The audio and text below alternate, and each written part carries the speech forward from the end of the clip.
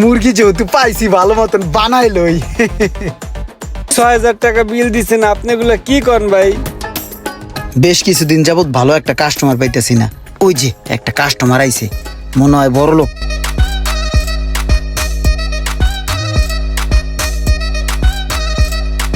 আসো নামো। এইখানে মানুষ হবো? এই সেলুনে যাইয়া চুল দাড়ি কাটো, আমরা পরে আনি মনে। হ্যাঁ, আসসালামু আলাইকুম স্যার। ওয়ালাইকুম আসসালাম। স্যার প্লিজ আসেন আসেন, ভিতরে আসেন।